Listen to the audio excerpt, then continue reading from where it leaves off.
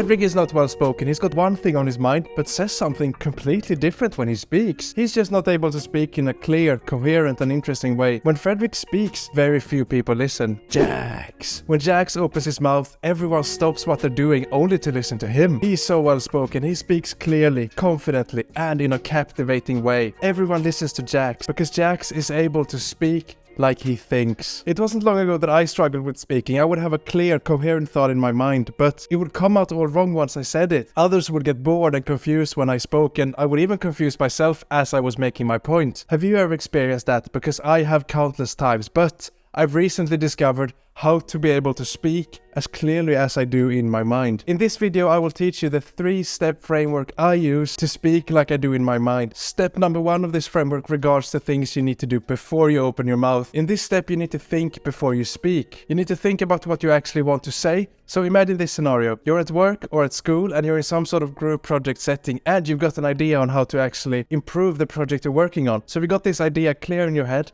And now the next step is to communicate it to your group members. And what we want to do in this situation is, instead of just saying the suggested improvement straight away, we instead need to think of examples that will make it easier for other people to understand our idea. The point is to make it as clear in their heads as the idea is in our heads. Besides just giving examples, we also want to make our ideas sound obviously good to the other person, so we need to think of ways to do that as well. For example, when I was developing a job matching application a little while ago, I wanted to add a loading screen to a section of that app, and that would make the app slower. Now that probably sounds like a terrible idea to you, and it did to others if I would have said it like that. So to recap, I've got this idea where I want to make our app slower using a loading screen. Now obviously I didn't say that to the group members. Instead what I did was that I gave an example from a book I read recently, which stated that if you add a loading screen to your app or website, you will sell to more people and you'll also make more people use your application. It sounds somewhat counterintuitive, but it's actually true. It is how it works. You may never have thought about it before, but loading screens has some sort of psychological effect where it seems like something is happening in the background. So what I did was I had this very clear idea in my head that obviously sounded like a shitty idea, but because I used an example and a source from my book,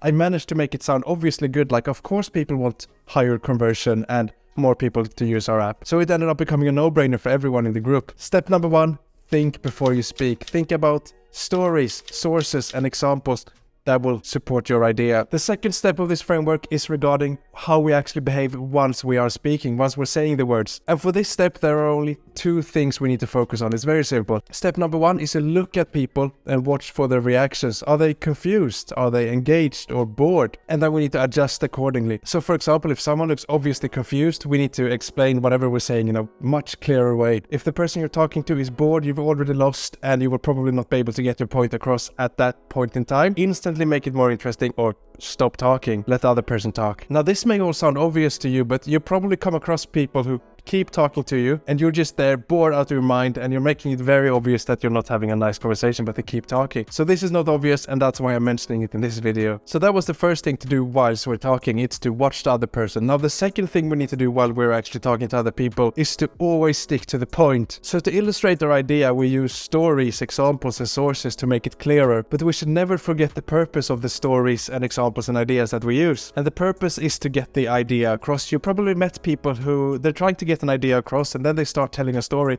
and they just lose themselves in the story and the entire point is lost and they didn't actually manage to communicate anything to you. You don't want to be that guy. You want to sort of always remember as you're explaining things, what am I actually trying to say? What am I trying to convince the other person to do or think? So as we're explaining things, as we're telling stories, giving examples, giving sources, we need to remember, what's the goal? Why am I doing this? When I was trying to convince my group members to add a loading screen, I was telling stories and giving examples and sources, but I was always remembering, okay, what's the point of this? What am I trying to accomplish? So I was always bouncing back to the point I was trying to make. I didn't talk about how good the book was or other irrelevant things. I would just bore the other person. I got on with it and that way people won't get bored and they will listen to you. So step number 2 of this framework is a 2-parter. A, look at other people and watch their reactions, adjust accordingly. And B, always stick to the point. Now the third step, and this is very important, don't skip this part because this is after you've actually said your words, after you've tried to get your point across. And that step is to reflect a little bit about what you've said and most importantly, whether or not it worked. Look around and see, do you think the point actually landed in their heads? Did they understand what you were trying to say, or does everyone look confused, even if you explain it properly? You will probably not be able to address those issues at the time you're speaking, but you can always make a mental note that, okay, this time I was a bit boring, people looked bored, or okay, this time I was somewhat confusing, people are confused. And if you're consistently making the same mistake, for example, myself, I always tend to confuse people, then I can realize that, okay, I am somewhat confusing when I explain things. How can I make it clearer? For example, if you watch my earlier videos, they were very confused, not very well structured, but this video I've made a 3-part framework and stuff like that, which makes it incredibly clear what I'm trying to get across. At least I hope so. Now I promise you at the beginning of the video that I will give you the #1 secret on how to learn this skill super fast, and that is to make a YouTube channel. It's that simple. Just create a YouTube channel. When you make a YouTube channel and obviously record your own videos and also edit your own videos, you will be speaking to a camera, which will practice your speaking skills because you will speak more.